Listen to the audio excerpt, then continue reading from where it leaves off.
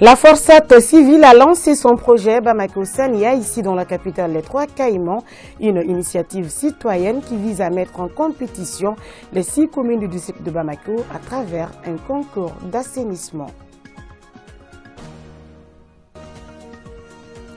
Les dispositifs de vidéosurveillance doivent être installés dans le but de sécuriser les biens et les personnes. C'est là pour identifier les auteurs de vols, d'agressions ou autres infractions. Mais force est de constater qu'à Bamako, ces caméras de surveillance sont installées de façon anarchique. Que dit la loi en la matière? Élément de réponse à suivre. Voilà pour le sommaire. Mesdames et messieurs, bonsoir et très ravi de vous retrouver pour cet instant d'information sur ORTM2. L'association Sira a remis des kits scolaires à 150 enfants de Sirakoro et Kalabankoro. L'initiative vise à améliorer les résultats des élèves d'une part et d'autre part soulager les parents d'élèves démunis. Une activité qui s'inscrit dans la dynamique de la consolidation de la cohésion sociale dans notre pays. Compte rendu, Cheikh Oumar Kamara. Émotion et satisfaction, c'est ce qu'on pouvait lire sur le visage de ces enfants qui viennent de recevoir des kits scolaires offerts par l'association Sira, un acte qui renforce la cohésion sociale dans notre pays. L'association a pris l'initiative d'organiser cette activité de collecte. L'objectif, c'est de remettre des kits scolaires à des enfants orphelins et démunis de Sirakoro, Sabalibougou, Kati et Sélégué. C'est un soutien symbolique, mais ça a aussi une valeur d'une grande portée. Et ça, c'est important. Ce que nous sommes en train de faire ici n'est pas nouveau. D'abord, c'est les actions qui ont été dans lesquelles le président de la transition, le chef de l'État, son excellent le colonel Assimi Goïta, qui s'est déjà inscrit dans ça, qui nous a montré l'exemple à travers ses œuvres sociales. Et nous sommes en train de nous inscrire également dans ça. À chaque fois qu'on peut apporter un soutien à des enfants en grande difficulté, pour moi, on ne peut pas être autrement qu'être satisfait. Ce don est composé de sacs, des cahiers, des stylos, entre autres. Les bénéficiaires ne cachent pas leur satisfaction. Je suis content. J'ai reçu mon sac, un crayon, une gomme. Je remercie ma sœur Assetou Traoré et le colonel. Créée en mars 2013, l'association Sira œuvre pour recoudre le tissu social dans notre pays à travers l'entraide. Je vous le disais dans le titre, la Forçat civile a procédé au lancement de l'initiative Bamako Sania. Durant 6 semaines, les jeunes des 6 communes du district de Bamako seront mobilisés pour rendre leurs communes ainsi que les édifices publics propres. Une compétition avec à la clé un important lot de matériel d'une valeur de 2 millions de francs CFA. Les détails, c'est avec Salim Traoré. C'est à travers une grande compétition entre les différentes communes de Bamako que la Forçat civile mène désormais une grande offensive contre l'insalubrité dans la capitale. Et c'est la commune 5 qui a servi de point de départ aux activités. Nous en sommes très enchantés et nous sommes là pour signifier l'accompagnement et l'engagement de la commune pour ce projet. Une initiative qui a obtenu un écho favorable auprès du président de la transition. Le message du président, c'est appeler toute la population malienne et les jeunes en particulier. Tout développement commence d'abord par la salubrité. La salubrité concerne d'abord les familles, les citoyens. Et appeler tout le monde à participer à ces journées citoyennes de salubrité. Et que inciter les gens que ça ne s'arrête pas à ces journées. Que dorénavant la salubrité soit dans nos habitudes pour que nos endroits soient propres, pour qu'on soit en bonne santé. Pour la présidente de la Forçat civile, l'objectif de cette campagne est de rendre la ville de Bamako plus coquette. On s'est fixé comme objectif la première semaine d'assainir les écoles publiques. La seconde semaine, nous allons prendre les centres de santé. Troisième semaine, les monuments, ainsi de suite jusqu'à 6.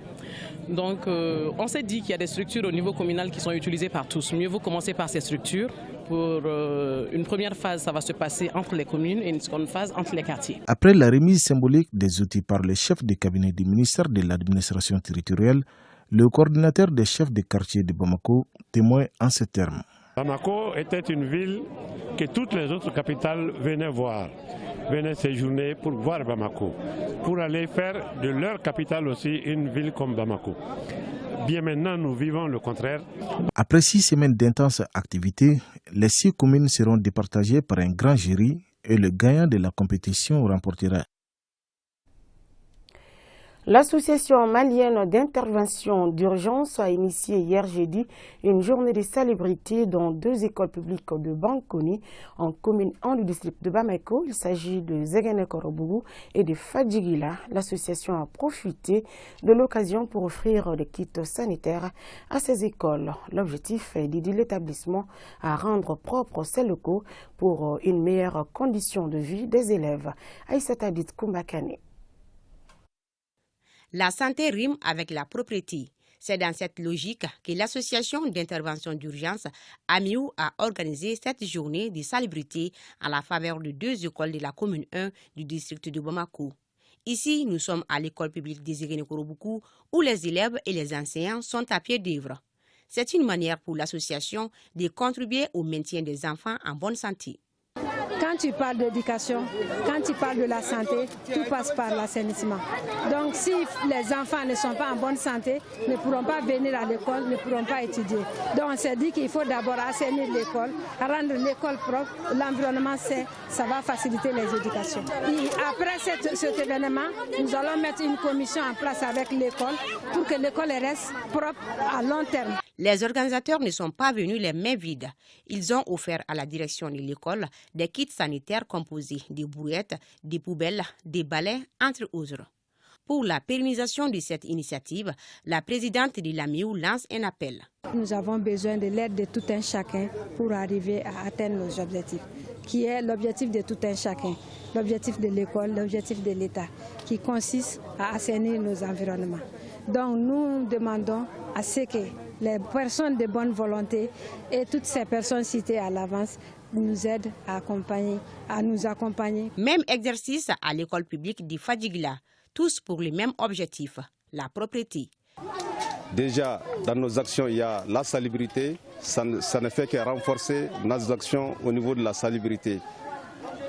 Avec la salubrité, vraiment, les enfants ont appris aujourd'hui beaucoup de notions sur l'hygiène. Les élèves savent désormais quand est-ce qu'on doit laver les mains. Les élèves savent qu'avec vraiment la salubrité, on peut se sauver de beaucoup de maladies. Nous remercions l'ONG ou l'association AMIU qui nous a donné tous ces matériels de travail. Nous encourageons l'ONG et nous leur promettons que bon usage sera fait de tous ces matériels. Quand l'association est allée me voir, il m'a demandé de fournir des écoles dans lesquelles il peut exercer la salubrité. Je l'ai indiqué et comme prévu, l'association est en train de faire l'essentiel pour nous. Les cours et les toilettes de ces 2 écoles sont ainsi propres. Les élèves ont fait des sensibilisations à travers des sketchs sur la propriété.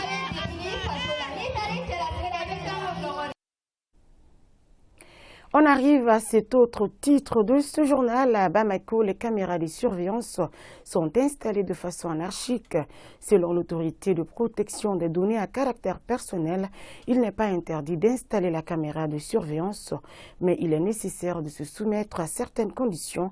La caméra doit être installée dans un endroit spécifique et elle ne doit pas être installée pour espionner.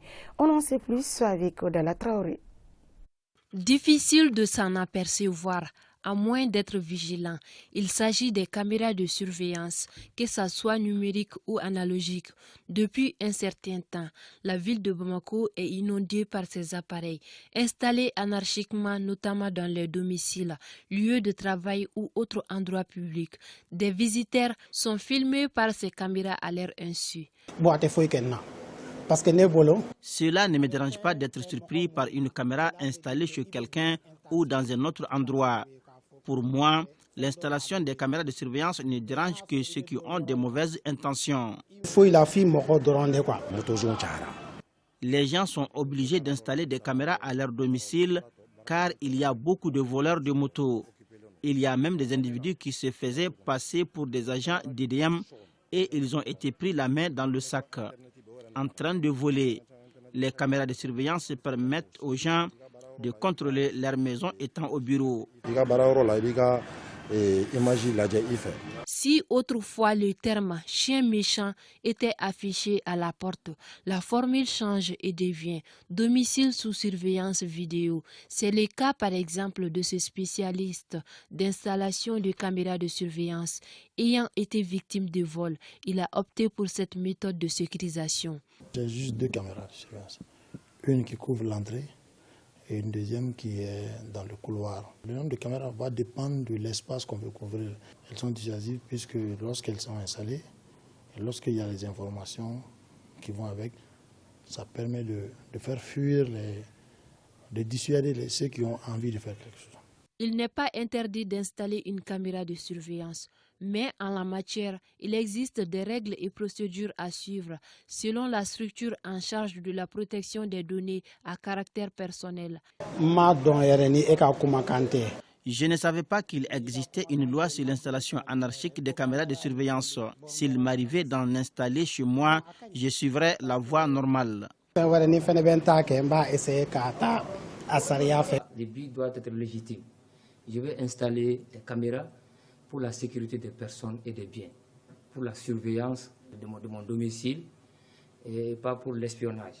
Mais celui pour qui on installe les dispositifs doit prendre un certain nombre de dispositions, doit informer, doit donner un certain nombre d'informations aux personnes qui se font filmer. Sur un lieu de travail, les couloirs peuvent être filmés, mais il est interdit de filmer l'intérieur des bureaux, de mettre un salarié sous surveillance, par exemple un bureau qui contient, c'est-à-dire notamment un coffre-fort ou bien des dossiers vraiment confidentiels, on peut les mettre sous vidéosurveillance. C'est seul le ministère de la Sécurité qui est habilité à mettre sous vidéosurveillance les différents carrefours, les rues, les différentes routes. Pour rappel, le non-respect de ces conditions d'installation peut amener la structure en charge de la question et les juges à infliger des sanctions. C'est pourquoi APDP reçoit au quotidien des plaintes venant des entreprises syndicalistes ainsi que des dénonciations des voisins, des propriétaires de maisons dotées de caméras. Autre actualité, la capitale des Trois Caïmans était une ville très attractive à cause de ses lieux emblématiques. Mais aujourd'hui, force est de constater qu'elle est devenue insalubre, un état de fait qui donne un autre visage à la ville de Bamako. Un éveil des consciences s'avère nécessaire à tous les niveaux pour que Bamako, la capitale, soit coquette. Astanso. Autrefois qualifiée de ville coquette grâce à sa propriété et ses lieux emblématiques, Bamako présente aujourd'hui un tout autre visage. Des ordures entassées ça et là, les voies publiques transformées en un dépotoir, bref, tout inspire l'insalubrité et les joyaux de la ville ne sont pas épargnés. La dégradation de nos joyaux est due en partie à l'incivisme. Il faut aussi dire que l'augmentation de la population y joue un rôle. Personne ne semble se préoccuper des biens publics. Actuellement, Bamako est devenu un dépotoir. Un dépotoir. Bien avant, Moussa Traoré a déclaré ça. Il dit que l'Afrique ne serait pas un dépotoir. Bamako a été le premier à être un dépotoir. Partout, il y a des dépôts, il y a des ordures partout. Or, bien avant, de 1960 jusqu'en 68, 70, Bamako c'était une ville coquette. Mais ce n'est plus le cas. La ville était très propre. Parce qu'au moins chaque 15 jours, tous les habitants sortaient, on ramassait les ordures, on enlevait tout dans les fosses. Donc la ville était vraiment propre. Et puis le service d'hygiène aussi se promenait de maison en maison, pulvérisait et puis il y avait très peu de moustiques. Alors qu'actuellement, c'est pratiquement le laisser aller. L'État ne peut pas tout faire. Nettoyer les fossés, les collecteurs, moi je trouve, même la rue, moi je pense que ce n'est pas tout à fait le devoir de l'État. Si nous attendons que l'État fasse tout ça, vraiment ça serait très très grave. Justement, la farouche détermination de la population est une des conditions pour faire revenir le nom d'antan, Bamako la coquette. D'autant plus que l'insalubrité s'est invitée sur les voies publiques et la condition sine qua non d'une ville propre passe par la propriété individuelle qui va s'étendre sur l'ensemble de la ville. Il faut que la population arrive à prendre ses responsabilités pour faire carrément le nettoyage à Bamako, qu'on se dise la vérité. Il faut qu'il y ait une volonté manifeste des populations. Pour remédier à cette situation, chacun doit s'aimer et aimer sa patrie. Quand on a de l'amour propre pour soi, il est facile de prendre soin des biens publics. L'incivisme, le laisser-aller ou encore l'absence totale de services d'hygiène, sans compter l'absence d'une quelconque structure de transformation des déchets. Autant de facteurs qui contribuent à ensevelir Bamako sous les ordures. Et la question qui brûle certaines lèvres, quand est-ce que Bamako redeviendra une ville coquette? Certains n'y croient plus. Et c'est la gâte aussi, c'est bien de me rejoindre dans ces studios pour nous décortiquer l'actualité sportive. Bonsoir Siragatou. Bonsoir Aïssata, salut Magaï, bonsoir à tous. L'actualité du jour, c'est ce match retour du deuxième tour préliminaire et retour de la Ligue africaine des champions entre le CR Belouizdad et les Djoliba AC.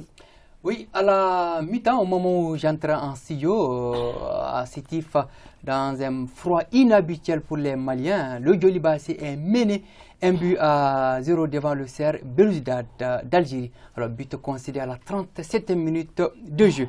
Pour l'instant, les Rouges du Djoliba AC sont éliminés de la Ligue des Champions.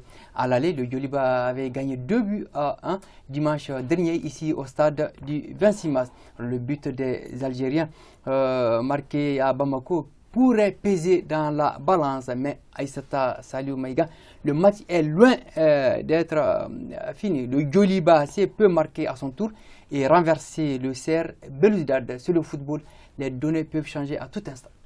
Et quel sort pour le Djoliba sur la scène africaine? Alors, l'aventure africaine du Djoliba AC va se poursuivre soit en Ligue des Champions, soit en Coupe de la Confédération. En cas de qualification pour la Ligue des Champions, ce sera bonjour la phase de poule de la Ligue des Champions, une première dans l'histoire du football malien au niveau des clubs. En cas de défaite, le Djoliba se consolera avec le tout décadrage de la Coupe de la Confédération. Les Rouges vont croiser un club engagé dans cette épreuve pour prétendre à une qualification de la phase de poule de la Coupe de la Confédération. Alors, nous allons croiser les doigts et souhaiter bonne chance au Djoliba AC. Bonne chance donc à l'équipe du Djoliba AC. Et c'est ce qui nous amène à faire le point Covid de ce jour dans notre pays. Sur des 181 tests réalisés, les rapports fait état de 3 cas positifs, 5 guéris et 0 décès. Situation globale, 32 704 cas positifs, 30 personnes sont sous traitement et 31 854 cas guéris. Et c'est ce qui met en terme à cette édition. Merci d'avoir été des nôtres. Passez d'excellents moments en compagnie des programmes de ORTM2.